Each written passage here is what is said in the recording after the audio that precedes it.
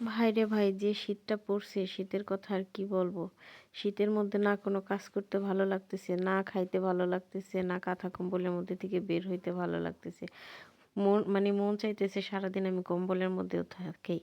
আসলে কম্বলের মধ্যে থাকলেই কি হয়েছে, গতর আর কোনোভাবে গরম হইতেছে না। বাসার মধ্যে মনে হয় বরফ জমা আছে। বাহিরে বের হইলে কুয়াশায় শিশির পড়তেছে, এমন একটা অবস্থা। কয়েকদিন যাবত তো কোনো রোদ দেখা যাইতেছে না, কিচ্ছু দেখা যাইতেছে না। কোনো জামা কাপড় শুকাইতেছে না, প্রতিদিনও জামা কাপড় ভাসাই দিতেছে, বাট কোনো জামা কাপড়ই শুকাইতেছে না, এমন একটা অবস্থা। আর শীতের দিনে তো হাত দিয়ে কিছু ধরতেই পারতেছি না, ঠান্ডায় বরফ হয়ে যাইতেছে।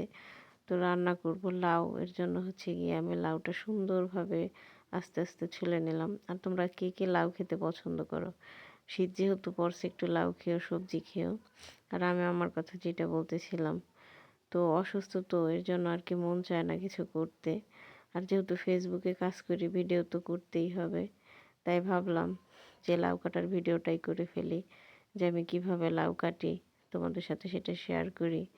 এরকমভাবে আমি ধীরে ধীরে একটু একটু করে কাজগুলো করি, যতক্ষণ সময় লাগুক সুন্দরভাবে পরিষ্কার করে একটু একটু করে তারপর গিয়ে করি। অনেকটা সময় লাগে অবশ্য, তো আর ভিডিও করি দেখে আর একটু সময় লাগে।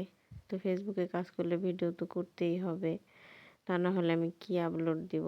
তো আমি সুন্দরভাবে এরকম আস্তে আস্তে কাজ করি। আর দেন গিয়ে এর মধ্যে আমি ভিডিও করে রাখি, পরে আবার যখন ফ্রি থাকি তখন গিয়ে আমি ভিডিওতে ভয়েসটা দিয়ে রাখি। মাঝে মাঝে ভিডিও করার সময় ভয়েসটা দিয়ে দিই, বাট ওইটা পাশে থেকে আবার শব্দ আসে, তো একটু ঝামেলা মনে হয়।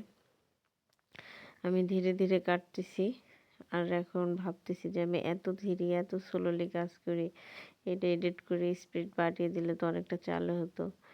আসলে আমার মতো কে কে আছো যে অলস, কোনো কাজ করতে চাও না? আসলে কি জানো, ফেসবুকে এসে একটা জিনিস ভালোই হয়েছে, একটু অলসতা কম। ভিডিওর জন্য হইলেও আমার কাজ করতে হয়, যাতে আমি ভিডিও করতে পারি। তা না হইলে তো আমি ফেসবুকে দিতে পারবো না, তাই না? তো দেখো, আমি লাউটা সুন্দর করে কেটে নিলাম। সুন্দর হয়েছে না লাউ কাটাটা? দেন আমি আলু ছুলে নিয়েছিলাম, এই আলুটা আমি স্লাইস করে ফাইল ফাইল করে দিয়ে দিব। আসলে কি, লাউ দিয়ে, আলু দিয়ে, মাছ দিয়ে, ডিম দিয়ে, যা দিয়েই রান্না করো না কেন খেতে কিন্তু ভালো লাগবে। আর আমি একটু বেশি করেই রান্না করতেছি, এটা অবশ্য ডিম দিয়ে রান্না করব, যাতে আমার সারাদিন চলে যায়। কয়েকটা ডিম দিয়ে, ডিম ভেজে তারপরে গিয়ে রান্না করব। এটা আজকে আমি আগে সেদ্ধ করব। আলুটা, লাউটা আগে সেদ্ধ করে মই মশলা দিয়ে তারপরে গিয়ে তেলের উপর বাগার দিয়ে আমি ডিমটা দিয়ে দেবো, এভাবে আর কি রান্না করব। আসলে আমি ভয়েস দিতেছি ঠিক আছে, বাট কম্বলের মধ্যে শুয়ে শুয়ে ভয়েস দিচ্ছি।